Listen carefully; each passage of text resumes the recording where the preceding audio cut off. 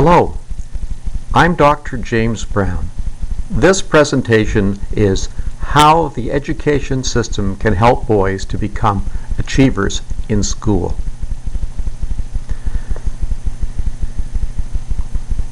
Currently, many boys are experiencing less success in the education system than girls are, even though they have the ability to do as well. These boys are capable, but underachieving. Underachievers are those who score high on tests of ability but underperform in school or other academic settings. Underachievers are most often boys. Three factors that affect boys' achievement in school are parental practice, particularly in their early years, the operation of the education system, and society in general. The focus of this particular presentation is on how the education system can help boys to become achievers in school. Presentation number 1 pointed out that, largely due to parental practice, some boys can be as much as 6 months behind many girls their age in terms of reading readiness when they arrive at school. Reading readiness means having the preparation necessary to begin reading. Unfortunately, the education system as it currently functions is not very good at helping these boys to close this gap. This often results in these boys failing to be engaged by reading and eventually by schooling in general, and underachieving academically.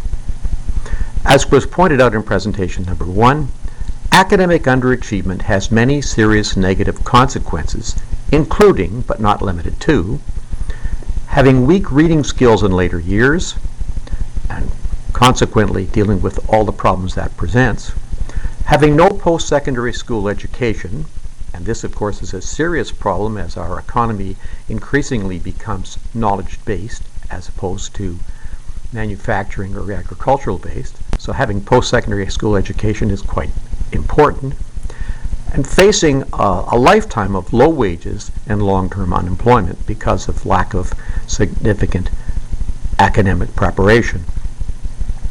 Meanwhile, research shows that achievers tend to share some common characteristics. Achievers tend to come from more stimulating home environments where parents read to them more, have received more support and encouragement from parents, teachers, and society in general, have higher self-esteem and more confidence in their own abilities, work harder not only because of their need to achieve, but also because they like what they're doing. They're engaged by it. Presentation number 1 examined the factors that influence the probability of boys succeeding in school. These include having confidence in their own abilities, attending schools that place equal value on practical as well as theoretical studies. This is really significant because the school system tends to value theoretical studies very highly and practical studies much less so. Attending schools where there's gender equity, that is, where male as well as female attributes and interests are valued. Where there's an equal number of male and female teachers in all grades and disciplines. Where teachers are aware of their own gender bias when it comes to evaluating student work. Attending schools where different types of knowledge, styles of learning, and methods of demonstrating knowledge and learning are treated as equally valuable. Not all of us learn the same way, and not all of us are in a position to demonstrate the knowledge and learning that we have in the same way. So it's significant that a school would value different types of knowledge, value different styles of learning, and value different methods of demonstrating knowledge and learning, and treat all of these as equally valuable. In view of the foregoing, what can the education system, that is the school districts and individual schools, do to help boys to achieve to their maximum potential? School districts can help in a variety of ways. For example, a school district can help by providing parents of preschool children with information about how the ways in which they interact with their sons can affect those sons' reading readiness level when they begin school. reading readiness doesn't mean the ability to read, it means the preparation that one has to enable the child to be ready to learn to read. And as was mentioned earlier, some boys can be as far as 6 months behind in terms of that reading readiness level. And so it's significant that parents be assisted with receiving information about how they can deal with this at home, not by teaching the children at home, but by changing some of their methods of dealing with children, particularly with their boys. But providing parents of preschool children with suitable, age-appropriate books likely to be of interest specifically to boys. Books for the parents to read to the child, and books for the child to own personally. Research shows that if a child owns a book prior to his ability to read that book, the child develops an affinity for books, and that provides a higher level of reading readiness and provides the child with a very positive attitude toward reading when the child finally comes to school. By providing teachers with retraining to ensure they have the skills necessary to meet the different learning styles of boys and girls. By ensuring that schools exhibit gender equity in terms of staffing at all levels, so that boys have male role models and so that the issue of gender identification is addressed. Boys having male role models is very important, but so is the issue of the way in which boys view what is appropriate for their gender. And if in fact they see only women involved in the process of schooling, they're likely to be inclined to see that as something that girls do and boys don't. So the issue of gender identification is very important. By providing retraining, including gender sensitivity training for women teachers, so that the needs, interests, abilities, and learning styles of boys are valued as much as those of girls.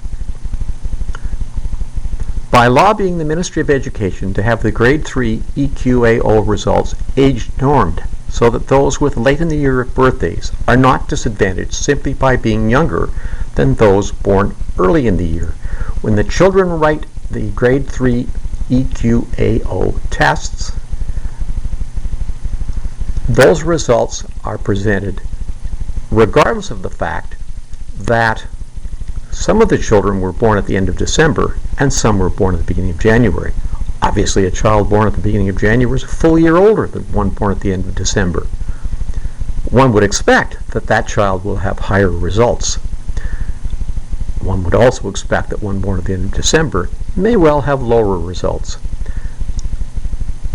Age norming the results means that you factor in the difference in age and adjust the grades accordingly. In that way, you don't have to give the Grade 3 EQAO every month to compensate for the fact that children are not all the same age when they write it. Individual schools can also help in a variety of ways. For example, schools can help by adopting a philosophy of education that accepts that children come the way they come, and by recognizing that the school must adapt to each child and not expect the child to adapt to the school. This approach is the one most likely to help children who start school with a low level of reading readiness to experience success in school while avoiding school-induced learning disabilities. School-induced learning disabilities are real and they're very serious, and we have no cure for them. So it's best that we avoid them happening at all. And this can be done by changing our teaching practice.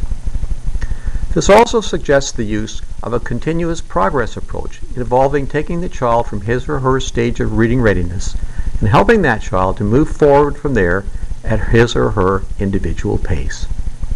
Schools can also help by changing their culture so that they value the experiences and skills of boys as much as they do those of girls. At the current time, the experiences and skills of girls are valued. Those of boys largely aren't. This needs to change by ensuring that boys are evaluated in ways that reflect their different learning styles and that allow them to demonstrate their learning in keeping with that learning style. We don't all learn the same way, and we don't all demonstrate our learning in the same way. If we want to fairly allow children to learn and to demonstrate their learning, we need to recognize that it's not all the same. By ensuring that teachers are aware of and deal with the gender bias they bring to the evaluation of student work. Research done in Canada, in the United States, and in the United Kingdom all show that teachers' personal gender bias affects the grades they give to boys and girls, boys being disadvantaged. By showing that they value practical or applied knowledge as much as theoretical knowledge. For example, applied science versus natural science. In natural science, we study the parts and the functioning of the flower. In applied science, we study the parts and the functioning of the fuel injector. Is one going to suggest that natural science, in this case, is superior to applied science? By ensuring that teachers employ different teaching methods, subject content, and forms of evaluation to recognize the needs, skills, interests, and learning styles of boys, as well as those of girls. This has been based on the book, Rescuing Our Underachieving Sons.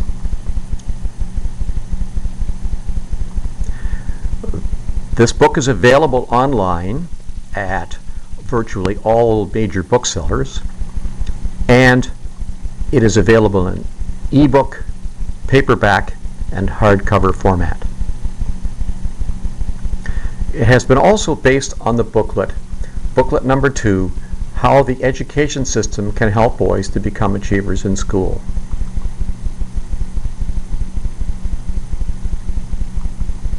Booklets can be obtained at nominal cost by email from jimbrownCDN@hotmail.com.